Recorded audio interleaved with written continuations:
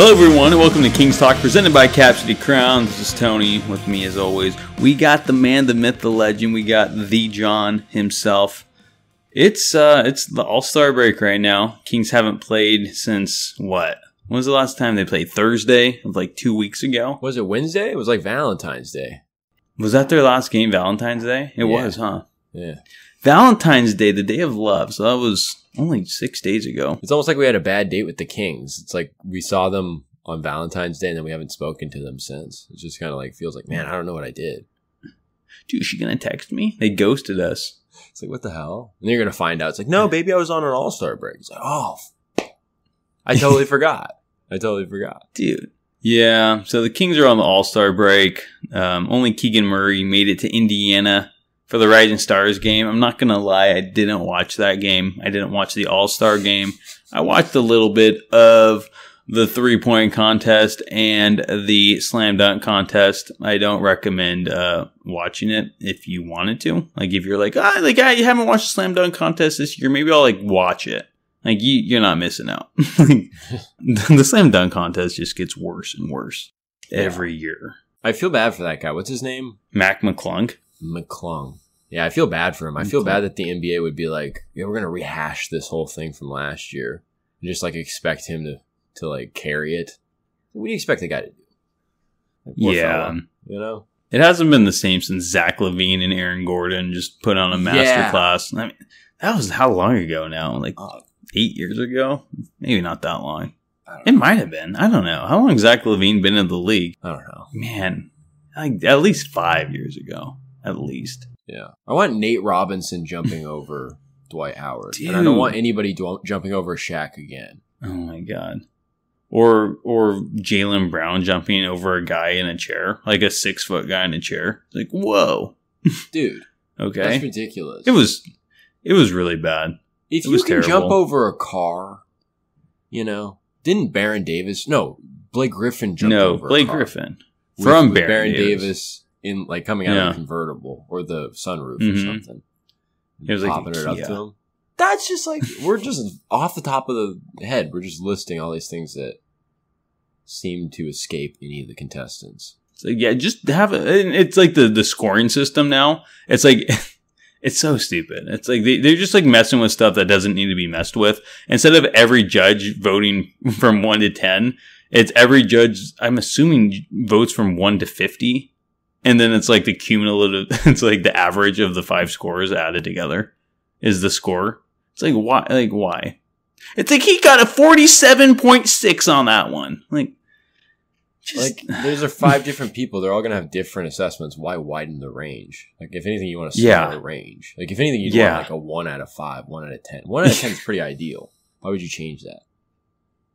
It is so dumb. I don't know. I am almost happy that Fox and Sabonis weren't in it, so I didn't have to watch the All-Star game because I didn't even try to touch that. There wouldn't even been a point. Remember last year, you could clearly tell that both of them didn't give a shit. And quite frankly, good for them. And none of them really cared about going to Indiana. I mean, even though Sabonis would have gotten more money on his contract, I think. But Sabonis got out of Indiana. He probably didn't want to go back. Yeah, I played here for 3 years. Didn't they have it in Lucas Oil Stadium? Like the football stadium? And didn't they do it in the football stadium? Did they? Oh, I don't know. Did. I don't know. I want to look Maybe that up. Maybe they did. Now. Yeah, I don't know. Because I watched a little bit of the dunk contest, and it said Lucas Oil Stadium. I'm like, that's where the Colts play. Oh, no way. Let's see. I don't know. Not that I was aware of, but I just assumed that they did it at wherever the Pacers play. I don't. Something field house or whatever. Yeah, I was gonna say it's like the field house.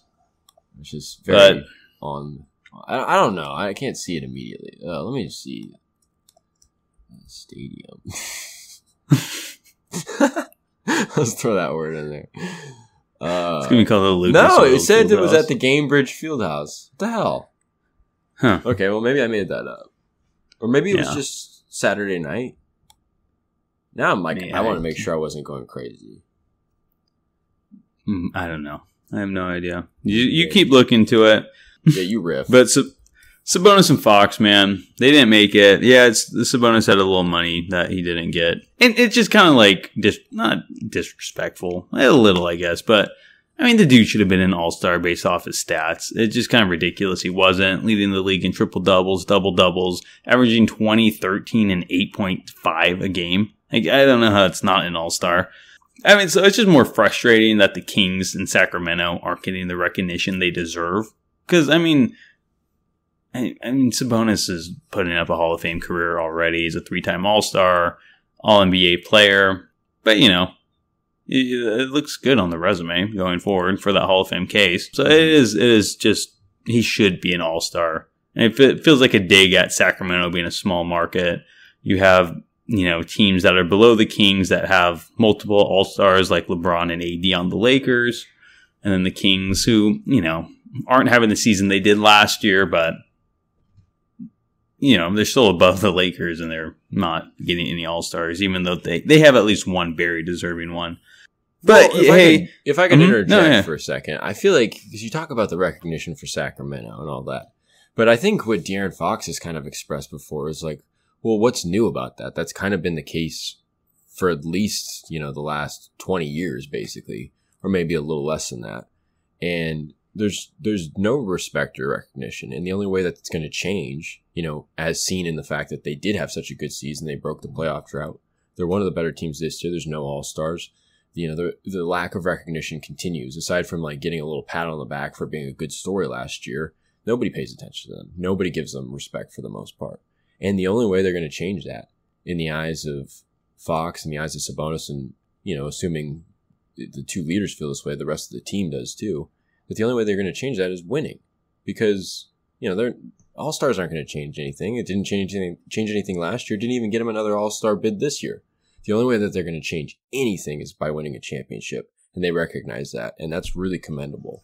And I thought there was like a little bit too much nonchalance, at least at face value, with Fox especially.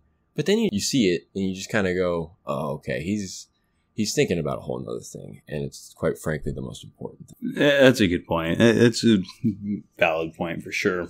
And, you know, like, I mean, the way the Kings were playing going into the All-Star break, just like, let these guys have some time off, especially Fox. Sabonis was, I mean, maybe he just needed a little break, but he was playing great. So, but Fox, he was definitely struggling in the month of January. He kind of picked it up a little, maybe in February. I don't know his exact stat line in February before the All-Star break, but he did have a few good games against the Suns. He scored, 40? He dropped 40 against the Suns when they lost, but yeah, he had a big game there.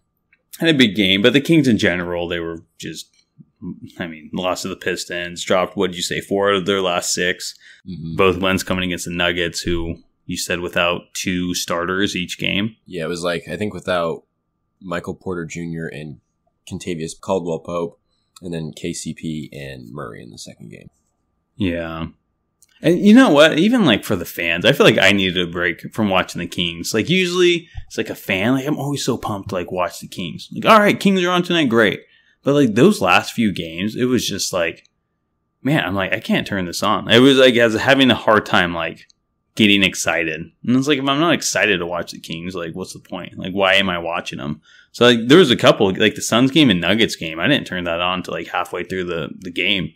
I'm like, all right, like I don't know. I feel like their effort has been lackluster, and, you know, my effort for being a fan reflected that. So it was a good break for everyone, including the fans, I think. Hopefully the team can come out rejuvenated and playing the basketball that we were watching last year. Because they just seem, I don't know, just not as into it this season, or at least not playing at the level we know that they can play at. What are we sitting at right now? What are the Kings at? What's their record, you know? What are they, 7 games above 500? 7 games? And how many games are left? I think they played 54 or something like that. 54. So they played 54. They're 31-23. They're 8 games above 500. And they sit 8th in the conference. At the 8th. I know. They just really started dropping quick. So we got 28 games left in the season. Not a lot of time. I mean, the last game is like mid-April. So less than 2 months of the season left. You really can't go in that play-in, right? They really have to work their way out of that 7th, 8th range. And hopefully they don't drop to the 9th or 10th even. Because, I mean, the Lakers look good. Or no, the Lakers don't look good. The Warriors are looking good. They won 8 out of their last 10. Yeah. So they're catching fire. They're coming up. There's teams down there that if the Kings keep, like, falling, slipping, there's teams right there to jump in and take their spot and hold them off. So the West is tough, dude. The West is always tough. So fucking tough. It's always so it's tough. tough. It's funny because just a few weeks ago, it's like they were in the 5th spot. And it's like, man, if this team could just get in the top 4, get home court advantage in the first round, and then it's like, oh man, if they can just stay out of the play-in. It's funny how things change. And things could honestly change in a better way. They could get right back into that initial conversation again. But we'll have to see. A lot to look forward to, and a lot has to go right in the second half. I don't know. What do you want to see? Like, what do you want to see the most? Like, if Mike Brown's coming in here, he's like, all right, we're the 8th seed. 28 games left. Like, what would you change? Would you change anything or just, like, write it out? I guess, like, the thing that you would change, maybe. Because, you know, I'll preface this by saying, you know, we put out an article that goes through the pre-All-Star break grades for each player in about as short as possible. And De'Aaron Fox is at the top of that list, and it's probably the most engaging grade to either agree with or disagree with. But he got a B-. And that is mainly because of the level of inconsistency that seems to have haunted him for maybe the last 2 months, it seems like. So it's like one of those things where, you know, you've seen, yeah, his 3-point numbers are up, but his field goal percentage is down. His efficiency in the fourth quarter and his ability to take over in the fourth quarter is nowhere near what it was last year when he was the inaugural Clutch Player of the Year. And if anything, he's been like quite ordinary in fourth quarters and in clutch time and whatnot. And Malik Monk has kind of been that guy for the Kings this season, if anyone. Mm-hmm. And, you know, there's like other things, like he was doing such a good job at the beginning of the season, limiting his turnovers. He was closer to 2 a game. I know that was like a goal for him. And he's turning the ball over just a tad bit more to get to the point where he's still at the same rate of turnovers, but his assists are also down this year. So that's worth noting. And he's been a good defender, but it seemed like near the last 2 or 3 weeks before the All-Star break, he kind of like tapered off a little bit defensively. I know that he got challenged by his coaches to work on closing out a little bit better. I could point out a few different mistakes in several games. I can't remember what game it was, but he started the game terribly. He had like 4 or 5 defensive mistakes in his first like 6 minutes. And I want to find what game that was. It was the Thunder game on the 11th that he got off to a terrible start defensively. Bad closeouts, a couple blow-bys.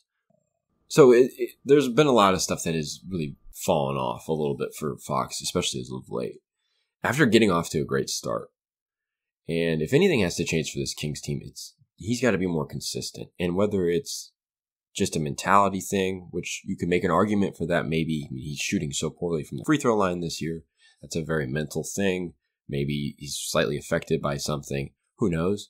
Or maybe more likely it has something to do with an injury, which kind of brings up your second point in terms of like, should they change it or let it ride? Well, they've waited so long, and it doesn't seem like his shoulder injury or whatever is bothering him, whether it's that or a combination of different things. You know, they haven't given him any opportunity to really heal that, and it seems to still bother him due to his inconsistency. And of course, he has had some good games so that he can pull it out and play well, but it's like the sustainability of being able to do that is tough. So it's like letting it ride really is not very hopeful. You know what I mean? But at the same time, you don't really have a lot of time now to rest him because now you're 8th in the conference. You've lost 4 out of your last 6 going into the break. And it's not like you're necessarily on an upward trend. And of course, you can get back on one, but you're going to kind of need Fox for that. Yeah, man, I wish they rested Fox. I don't know. It's just frustrating at this point. I mean, they still can. I mean, just rest the guy. I guess he had this time off now for the All-Star break, so hopefully that helped. But I'm just confused why he wasn't being rested, because there was clearly something wrong, and there was clearly games where he was being more like hurting the team more so than helping them. And again, this was kind of goes back to last year and having that foot injury and him playing on it until it got too bad. He had to sit out because, I mean, I mean, and like at least in those games, I don't remember last year. I feel like he was playing decent. He definitely started playing worse when like it was aggravating him more. But I don't know. Like, did they learn nothing from last year? Because now it's just kind of getting out of hand, or it did get out of hand, and the Kings really didn't have the best of Januaries and early Februaries because Fox's play was just so bad. Not so bad, but considering the quality you need from him, it just was not up to par. And I know you just need more out of Fox, right? I mean, if they want to do something, I mean, that's what we always said. He's the Sabonis is the sail and Fox is the wind, right? And they're just going to go at like Sabonis going to keep him on course, but they're only going to go so far as Fox takes them. And it brings up like a little leadership from him too. I want to see him be more of a leader. And I get being nonchalant's fine, and you say you don't mind it, and he has the bigger picture in mind. I still want to see him be more of a leader. At the end of the day, this is Fox's team, and I think everyone realizes that. Maybe even Sabonis. Like, do you think Sabonis holds back a little? Because he's like, this is Fox's team. I don't know. It's just frustrating to me watching Fox be so nonchalant. Like, people question his leadership in the past, and it's still there to this day.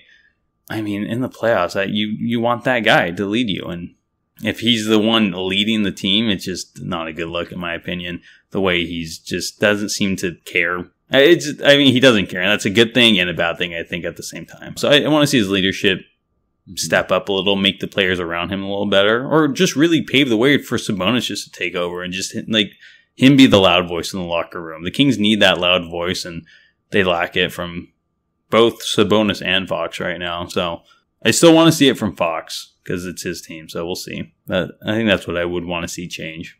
The leadership conversation is, I think, one that's substantial. Because when you look at Fox and Sabonis, clearly they lead by example in a lot of ways. And they on the court, it seems like they're pretty vocal and they're pretty good at communicating. But it's maybe more part of a team-wide communication, you could argue. But still, you see Sabonis especially doing a lot of communication and direction.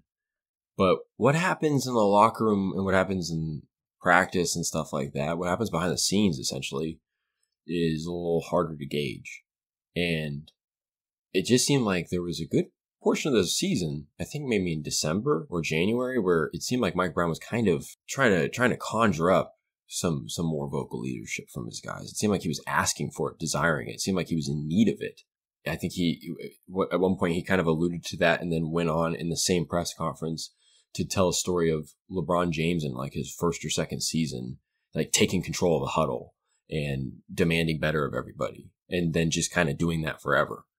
And how important that was, mentioning Tim Duncan and all these guys. And I think he even mentioned that Tim Duncan wasn't very much of a vocal leader and was like, at least we had like an Avery Johnson or something like that, somebody who was vocal and could kind of like provide that hybrid leadership. So it's an interesting point. You do want it to come from Fox and Sabonis, but it could also come from somebody else a little bit. That does not excuse Fox or Sabonis, because if that other guy's not there, you have to step up. That's the job. I mean, that's the whole nature of stepping up, being the next man up, that whole thing, staying ready, to do whatever it takes to help the team.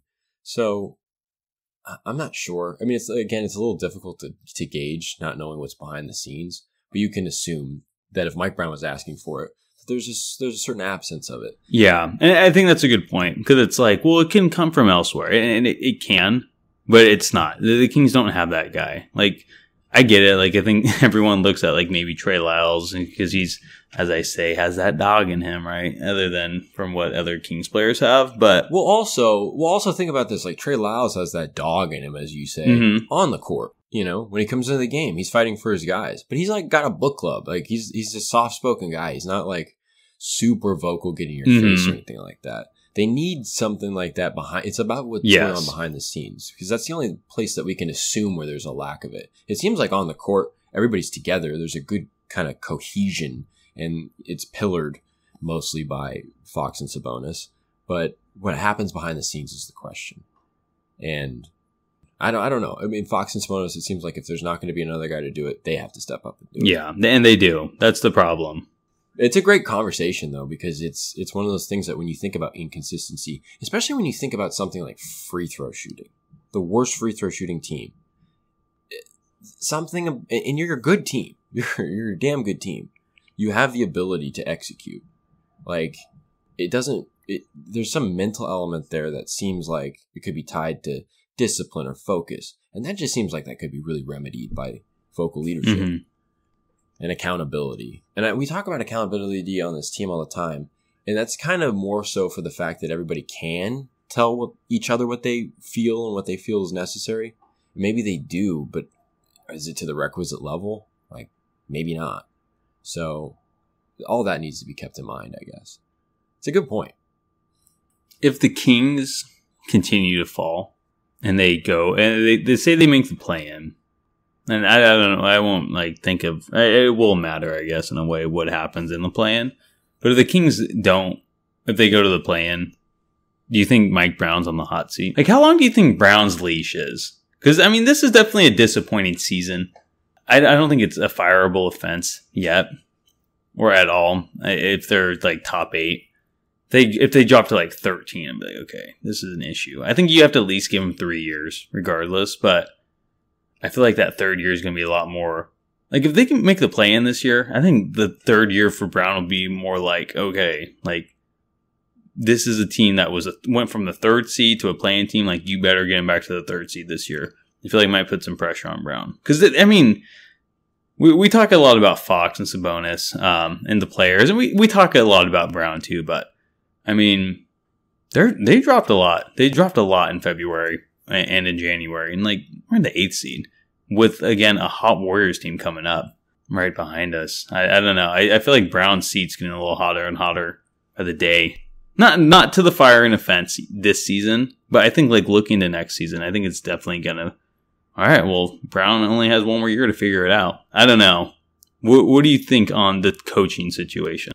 Well, that last sentiment might be true regardless if he has a successful season or not. Whatever a successful season is this year, I think he has a lot of flexibility because he broke the playoff drought, and I think that's a huge deal. And I think that means something to Vivek Ranadive. Okay, the 3-year thing is pretty good, but I think he might even have a 4-year leash because you get the playoff year.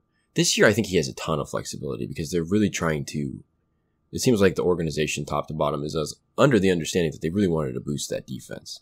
And, we've seen some kind of ups and downs from that and growing pains. Hopefully it's growing pains for their sake. But, I think that this is a kind of a transitionary season when you think about it, despite the fact that there's so much continuity. So that's kind of interesting. And I think that lends him a lot of leash and a little bit of slack there. But we always say it about McNair, and it's the same with Brown, probably to some degree, is that, the clock starts ticking. It's you got to kick it into gear next year. Next year is where, you've made the playoffs. You've hopefully, barring some miraculous fall or just a play-in elimination, you're going to have another playoff experience. Hopefully you win a playoff series this year, and you're going to have all the better experience at that point. And then you can kind of make that next jump, maybe add a residual kind of third or fourth option type guy. Maybe a defensive stalwart of some sort, a versatility long guy in some way, up the roster in the way that we've been talking about all season that's necessary. And then there's no excuses for Brown at that point. But if you're going to give Brown the roster that he has, where it's your defensive pieces are kind of developmental projects like Kessler Edwards, Keon Ellis, guys like that, which are, who are 1 or 2 years away from making a rotational impact if they are going to indeed develop into that, It's it's hard to kind of give him too much flack for this season. I think he's done a pretty decent job coaching. I think the things I would complain about are the letting Fox play on what seems to be a festering injury or one that's at least just nagging him. And I think he's had a couple of moments now where it's just you can kind of sense some desperation from him, which I think is a bad sign from a leader. I think his blow up in Milwaukee to me still felt like desperation. And I can't remember what game it was, but there was another recent loss where he came out just talking about the refs. He was no, these guys are good guys, but he just kind of kept talking about the refs. He was very reserved and he wasn't angry or anything like that, but he kept talking about it. And it just kind of felt like an excuse. And it felt like he was kind of either copping out to the idea that he didn't want to chew out his team too much. Maybe he's treading around that lightly or some other reason. It just didn't seem like a good leadership move. But other than those two things, really, and maybe I'm escaping another thing because he definitely hasn't been perfect this year.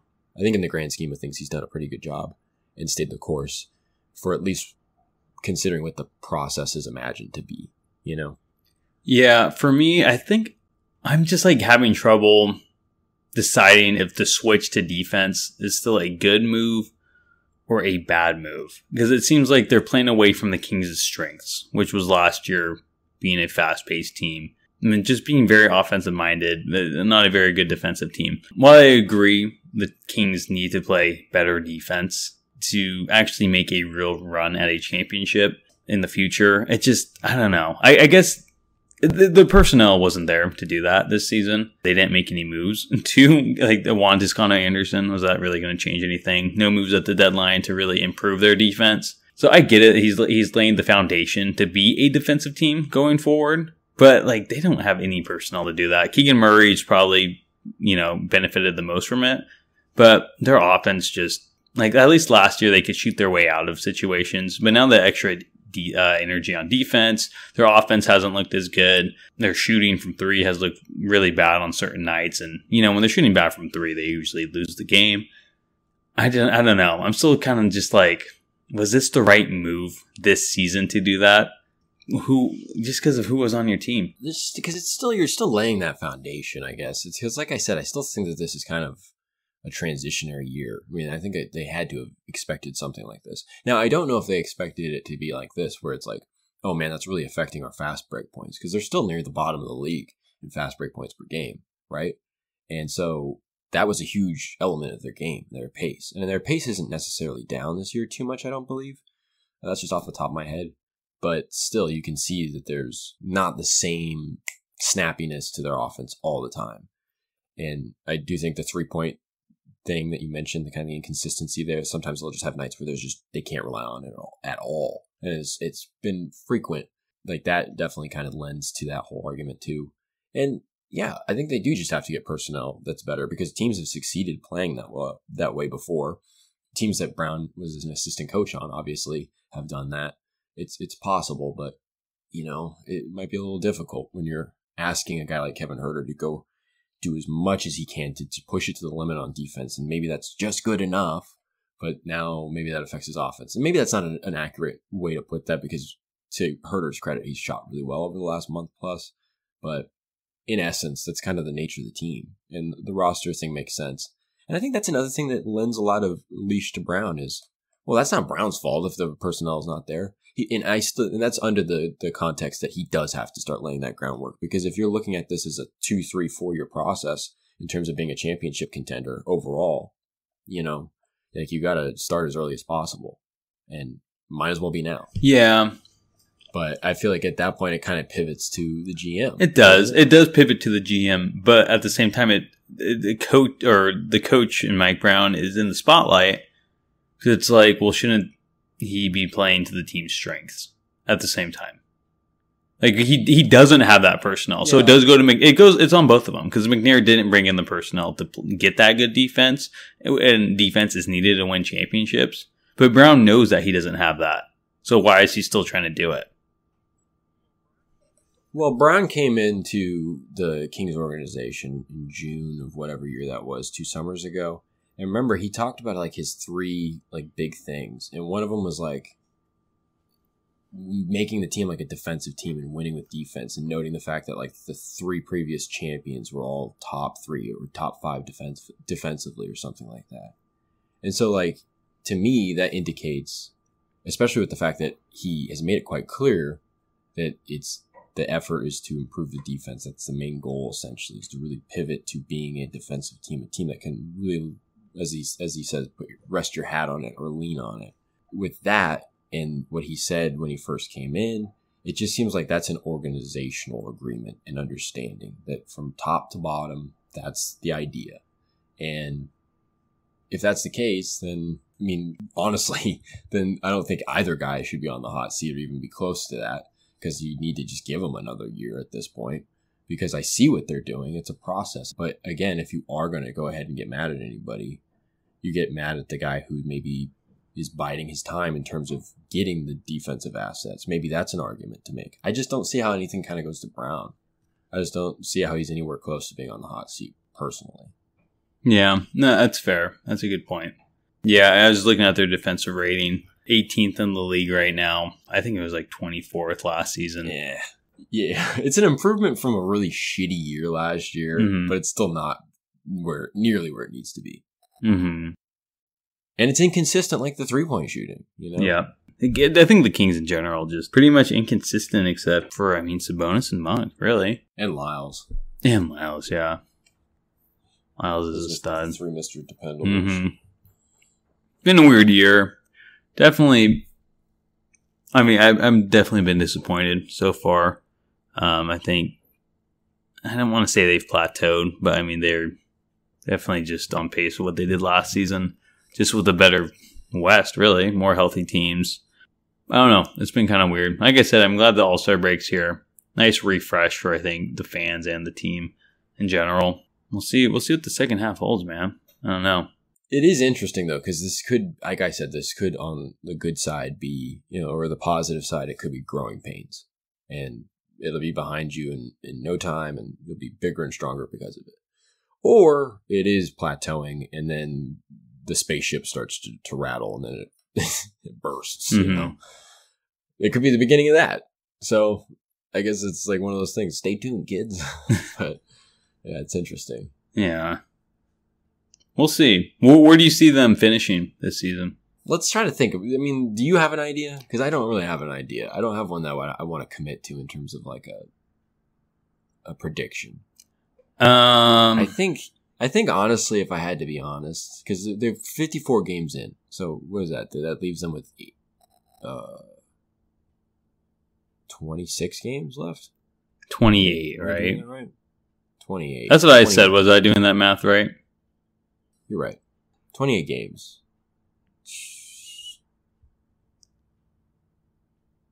What's half of 28? 14. So if they won 48 games last year? Yeah, they did. They had a chance at 50. So they'd have to go to 17. They'd have to win 17 of those 28 games. Dang. To match their record last year, which I think would probably be good enough to get them like the 5th spot at best, maybe. At best. And 48's like a 4th seed, 5th seed, right? It's hard to tell. Last year was I know. It is hard. I would say around like 5th, 6th seed, right? Yeah, last year really messed. Well, let me just add 17 to the Suns. Like if the Suns win 17 games in the last third of the season, I guess they would have 50 wins, and they're the 5th seed right now. So you know what? I don't know. I think the Kings will end up being a play-in team. I hate to say it. Yeah, I know. But I think they'll probably have around their record last year. I think they'll have 47. I think I picked them to have something around 48. Yeah, I think most people did, right? I think it was around the same. Yeah, I think so. But okay, my prediction is they finish 7th as a play-in team at 48 wins. Yeah, I think they'll finish around 7th seed as well, and go in that play-in, which is just be totally disappointing. But that's just where they're trending right now. Maybe we're being too hard. Maybe 49 wins is enough to be the 6th seed. Like they could easily win 48 and be a 7th, or they could be a 6th. Like it's a fine line there. Mm-hmm. I'm gonna change it. I'm gonna say they win 49 games and finish 6th. 49 games, finish 6th. Okay, out of the play-in. Changing it for the record. I don't know. I see them being a play-in team. Just the way they're playing. I don't know. You have to avoid that playing at all costs. I'm going to say that the rest gives them a lot of help in the last 28 games, but it's not going to do anything for them in the playoffs. That's fair. Yeah. I think they finish 6th and make the playoffs just outright, but I think they lose in the first round. I think they definitely lose in the first round. Because they'll probably end up playing the Clippers or like somebody like that. Because the Clippers are the 3rd seed right now. So imagine playing the Clippers in the first round would be terrible. Or playing the Nuggets at full health. Like they haven't done that this year. Or somehow you get the Pelicans. Yeah, the Pelicans just finished. What if the Pelicans finish like... they're 6th. What if they finish like 4th and the Kings finish 5th? Then you got to beat a team 4 times and beaten you 5 times already? God. You have to find a way to beat them 4 times. Like, all right, dude. I mean, they could do it. I mean, like, they could be due. Like, maybe it was just the balance was disproportional. It was just all New Orleans at first, and then it goes all Sac sweeps them. Dude, that would be insane. That would be crazy. I don't know. There's not a lot of teams. I mean, other than OKC. I don't know. Let me look at the playoff picture right now. I don't know. There's not a lot of teams I have like faith in the Kings beating. Oh, the Mavericks. I have faith in them. The Maverick. Even like I could see them beating. I guess I'll take back what I said. So I could see them beating the Timberwolves in 7 games. I could see them beating the Thunder in 7 games. The Clippers. I don't know. They have not looked good against the Clippers this year. The Nuggets. Suns. Maybe, but they. I don't know. Tricky. Yeah, they're tricky. They're just getting better and better. Yep. Pelicans, the Mavs, yeah. What about the Warriors this season? I mean, what if they face the Warriors in the play-in game? Honestly, if they face the Warriors in any kind of playoff atmosphere game, like a play-in or an actual playoff series again, I would go to Vegas and bet on the Kings. Okay. Like, there's no way the Kings just get pummeled in terms of that. Like, things have to swing their way at some point. I'd be like, luck is coming my way, baby. That's what I'd be saying. But yeah, I think the Lakers, Warriors. I mean, maybe the Jazz do something. They've been playing well. Yeah, I think they finished 3 of 7 in their last 10. 3 and 7, I should say, in their last 10 into the All-Star. But they did have that upturn for a second there. Yeah, that is true. And they are good at home. It's funny how the Rockets have fallen to 12. Yeah, they were. Yeah, that was weird. It's like, oh, I thought you guys were. They were like a 5th seed or 5th, 6th seed. I feel like for a while, or they were like top 4. I think. I don't even remember now. I don't remember. I just remember them kicking the Kings' ass. I was like, yeah.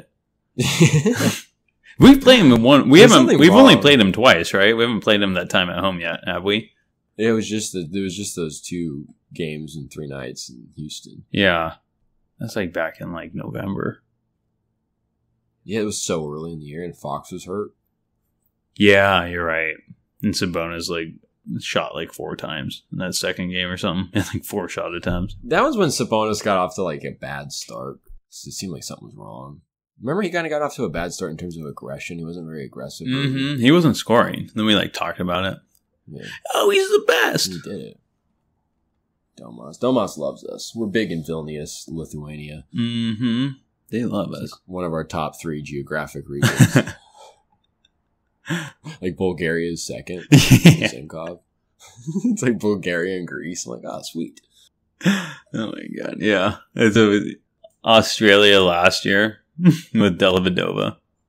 Australia, because Delhi, dude, they love Delhi. They do. They still love Delhi, of course. I mean, we probably still have some loyal listeners. Probably not. I mean, I would say comment, but then like someone's gonna hear this and then look in the comments a week later and be like, nobody. No, listen, pal, nobody commented. Okay, this embarrasses us. Nobody's listening in Australia, right, dude? Not even Dellavedova. The delicatessen. And where'd he just went back? He didn't want to stay as like the Kings'. He went back to Melbourne. He's like, I gotta win a championship. Oh, I down at the Epic. I gotta go win championship. Whatever you say. How's that coming this year? I don't know. I was gonna check Melbourne basketball. First in the NBL right now, dude. Check it out. Let's look up the NBL. We should standings. Go. When do they play next? Oh man, let's check it out. They play. I don't know. They haven't played since. Oh, they played. Let me see them schedule. It was like the 17th or. Oh, here. I think the 17th was their last game. Wait a second. Is the playoff starting? NBL playoffs. Check it out.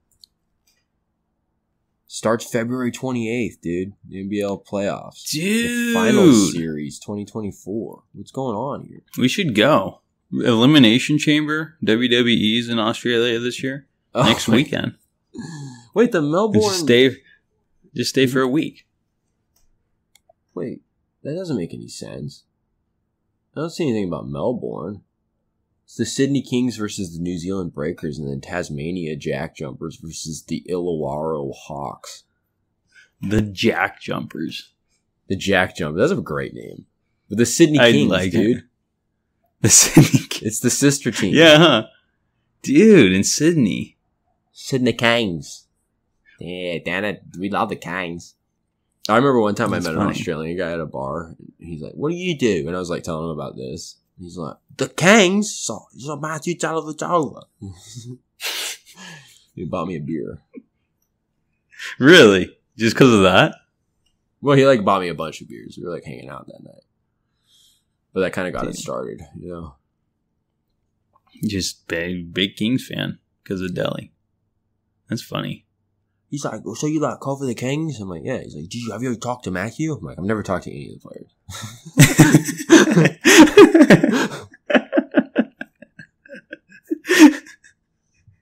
He's like, oh, well, let me get you drunk so you forget your sad life. Yeah, exactly. What you cover exactly? Exactly. He was just this Australian guy with dreads. He was there with his wife who looked like totally ordinary. I'm like, you guys are an interesting couple. Oh my god. That was a good time. Yeah, it sounds like it. A lot of free beer. He's like, what are you drinking there? Dude, a Foster's. That's what you should have said. Foster's, Australian for beer. Foster's. I feel like I need to drink more Foster's. No, Foster's is not good. I'm sorry. Really? I don't mind them. There's been many a times where I go to 7-Eleven and get the big can of Foster's, you know? Like, yeah, I'll just get a Foster's. Because the can's sick. Like, it looks awesome. Right? I think that's why. That's why I don't mind it. It's fun. It's huge. It looks awesome. It's like, wow, look at that thing. And then you drink it, you're like, I don't know, it's missing something. Right, and I'm like, it's been a long time since I had a Foster's. I'm not picky about beer generally, but I don't have fond memories of Foster's. I think I've only ever drank Foster's on a golf course because like the cart girl had it. What's the green Foster's? There's like a blue Foster's and a green Foster's. What's the difference? Maybe one's like a light or something. I don't know. Man, I want a Foster's now. We're actually sponsored by Foster's. We're obligated to talk about them for 10 minutes. King's Talk Podcast brought to you by Foster's, Australian for beer. You guys are thirsty and hungry? Drink a Foster's. Dude. Drink a Foster's. You get a free bloomin' onion with every 4-pack of Foster's. Foster's does seem like the type of beer where they'd serve it in a 4-pack. You just get 4. That's all you need. Drink 4 of them. Drink 4 of them on an empty stomach. You know, go swimming a little bit. You fall asleep on the little floaty pool. I can't do an Australian accent for very long. That's okay. They're tough. To go like, and I have to always restart with the same thing. I go like, down at the outback, you know? Hey, down at the outback. Come on down for our new beef sliders. Man. What? Well, Delavadova, you know? Delicatessen. I don't know. I think we started this by saying we wanted to give everybody that listened in Bulgaria, Greece, and the Balkans a nice shout out. So, and why did we say that? Love from Sacramento, California. And I don't know why we did it. I don't either. But they deserve that. They deserve it. We love you out there. We want to thank you for all your support. I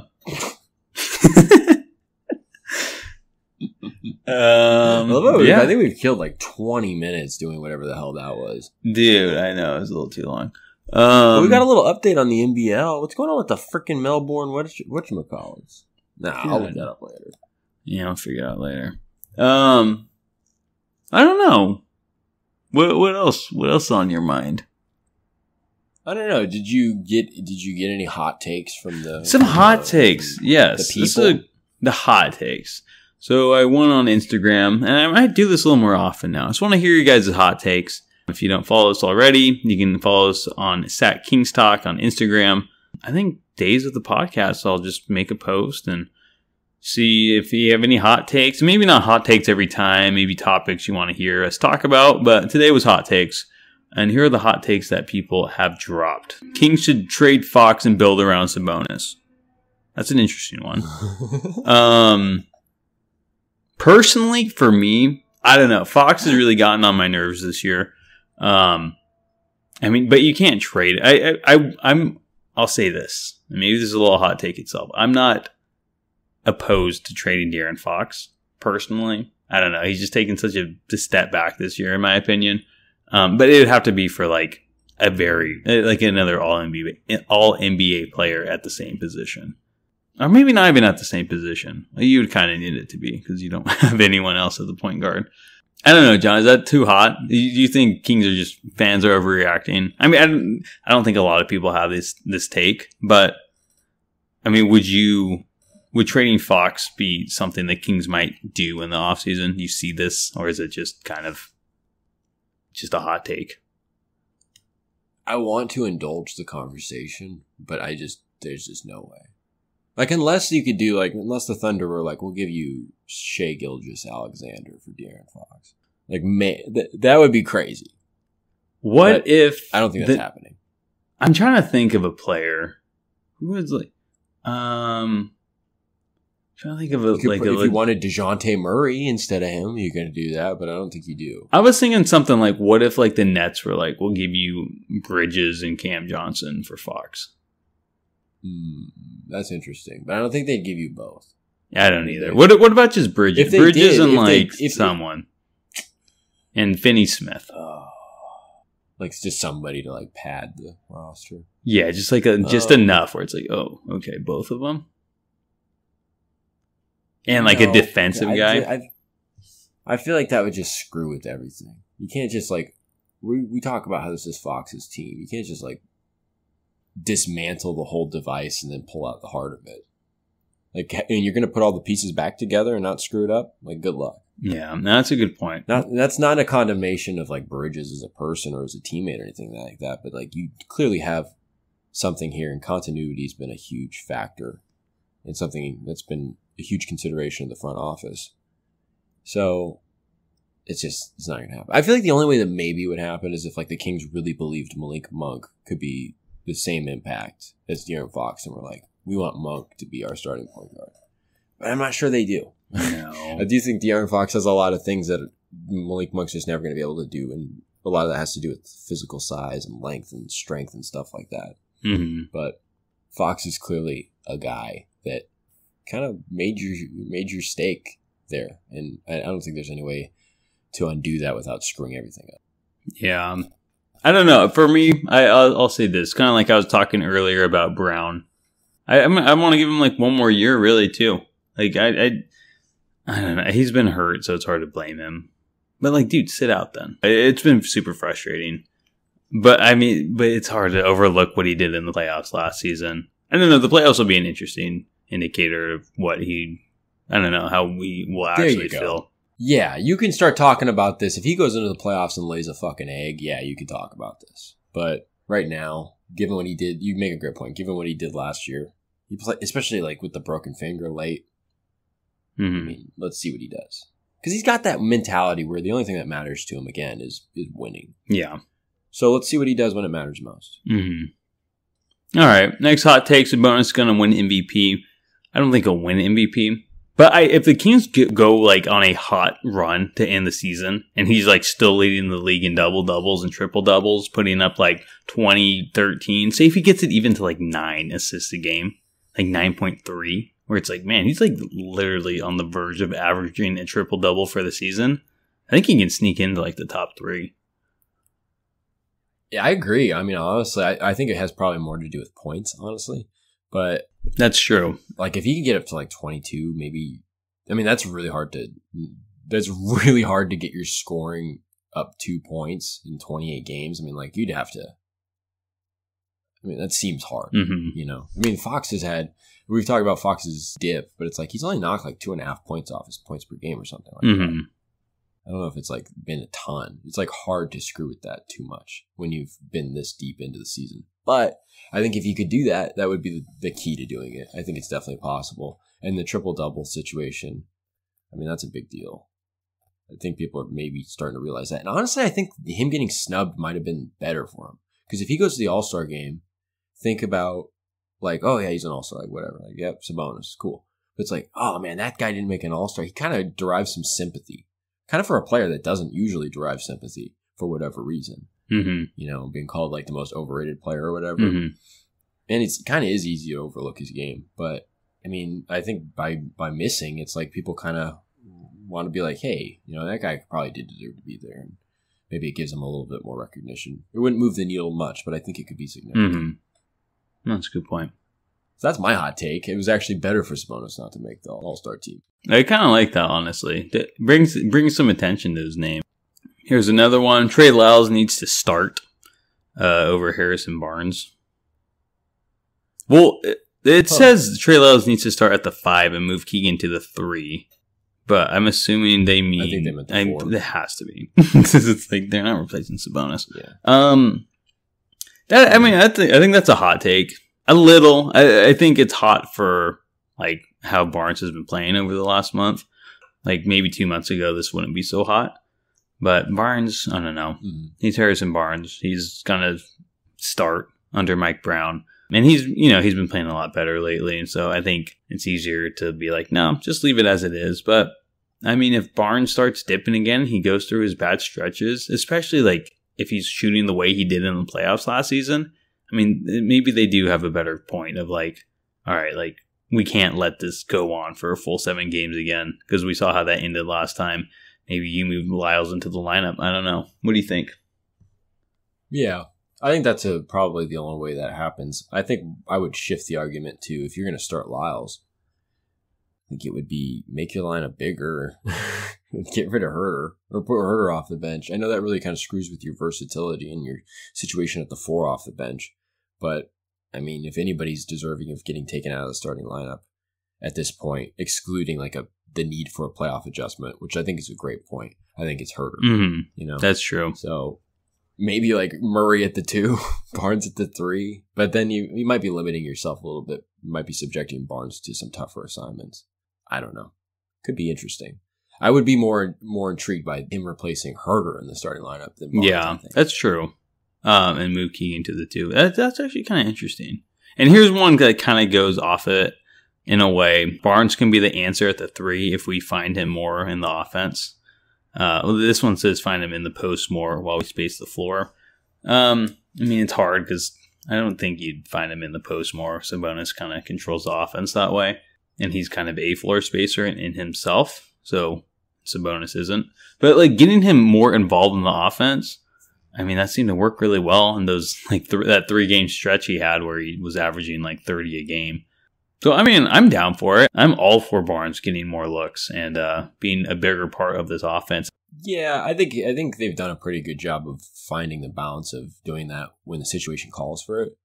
And he's also, I think it's key to point out, it might be equally as important, if not more important, that he's kind of figured out how to be aggressive and how to work with what he can do when he, quote unquote, takes over without kind of screwing with the identity of the offense. You know what I mean? Because if you're talking about going in the posts, that really kind of eliminates the heavy ball movement, pass it, try to get in transition, try to run, try to score, and not lull anybody to sleep. But I think it could be an interesting thing. And when you're trying to shorten the game, maybe later in the fourth quarter, if you're not too afraid of getting away from your identity, it could be an option. But I think they've kind of struck the right balance with that. And I think Barnes being better with his aggression has done a lot for that. And it seems like Mike Brown's kind of pointed it out that way a lot. Though I do think that they have kind of gone to him. I think they've met in the middle. I just believe that's the case. Because it seemed like, he's just like, yeah, I never call plays for him. He's like, well, I want to clarify. Like, it's not like I never call plays for him. It's like, okay, well, you said what you said. And it seems like now you kind of realize that maybe you should at least do it a tad bit more if you're not doing it very much. At most. So. And then we'll do one more hot take. Malik Monk will win 6th man of the year. I mean, why not? Is that a hot take? I mean, he's like the favorite. I thought he wasn't for a second. Is he the favorite now? I think at the All-Star break he was the favorite. I think I saw that. I don't know where I saw that. I think it was a betting thing. Yeah, let me look up odd. He is. He is the favorite. You're right. I mean, like he's got like 15. What he's averaging, like 15 with 5 assists, like 5.4 assists or something. He's leading. Like, it was amazing. Like he had 4 assists last year. Now he's 5. It's like he's leading in total points off the bench, total assists off the bench, and most 20-point games off the bench. I mean, I think that alone, that's just insane. Yeah. I think he will win it. He's been incredible this season, and I'm interested to see if they can retain him next season because it'll be. Yeah, he's gonna make a lot of freaking money. Yeah, he's been awesome. One of McNair's best pickups, really. Yeah, I mean, like this is where De'Aaron Fox has a future as a GM. Be a GM. Dude. You just get all those guys from Kentucky. He'll just have a team that has 12 out of the 15 rostered guys that went to Kentucky. What, man? Why not? Just an all Kentucky. Sacramento Wildcats. Sacramento Wildcats. Yeah, Monk's been awesome. There's nothing really more to say on that. I was like, that's barely a hot take. That's true. I thought he was lower. Unless he screws up. It's his to lose, honestly. It is. Malik Monk won't win it. I think he will. I think he actually will. And it's kind of exciting. It's always fun bringing home any kind of award in SAC. And I mean, he's been great. Nothing else to say. Simple as that. But I mean, that's all we got today, really. I think it's pretty good. I think so too. It was fun doing the hot takes. I hope you guys enjoyed them, and hope you guys keep giving us material in the future. Getting your guys' voice in here. But Kings, they play the Spurs. Except for whoever said that Malik Monk's going to win 6 Man of the Year is a hot take. You can just stop You can just stop listening to the podcast. You can unfollow us. That'll be fine. Yeah, sorry. Sorry about that. Kings play the Spurs tomorrow. Hopefully a game they win because they should beat the Spurs. Followed up by 2 days of rest, and then they play the Clippers, who they haven't beat this season, on Sunday. Yeah. Nice way to get into it, a game against the Spurs, and then 2 days of rest, right? So, start off the second half like that. Not terrible. I'll be jumping in the fire against the Clippers. That's going to be fun to see what they do against a team that's whipped their booty. Yeah, in LA too. Yeah. It's like almost like, who would you rather face in the first round, the Clippers or the Pelicans? That's a lot of games against the Pelicans where you just did not show up, really. But I feel like the Clippers games we lost like 30 each time. But I mean, the Pelicans game, at least we kept one of them close. I feel like. I still want to say the Pelicans. I don't know. The Clippers, they scare me. The Clippers are probably objectively better. Yeah, I think the Clippers are objectively better, but I don't know. Some teams are they just have your number. That's true.